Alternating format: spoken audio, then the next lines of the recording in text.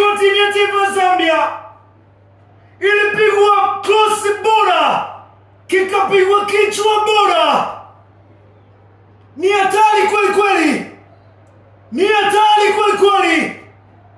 Dakika za jioni kabisa, unaweza ukasema dakika za magharibi ya roho, zisizomruhusu hata kuku kumeza punje mchele.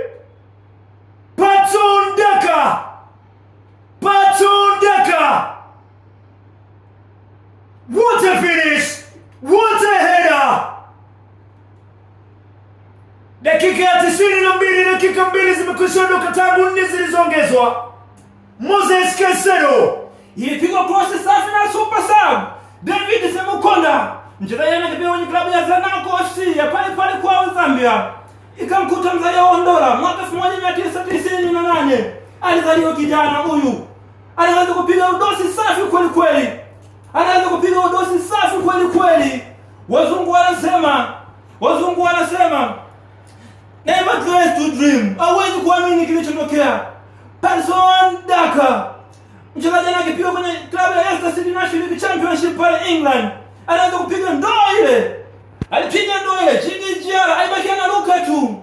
Aliagana na nyonga, lakini wapi? Zambia wanalevo scoreboard, sio kinyonge. Walikuwa Kenneth Kaunda, labda huko kaburi lake liko linatingishika. Kenneth Kaunda kwa kile ambacho Patson Daka amekifanya kwa Edwin Jaffet.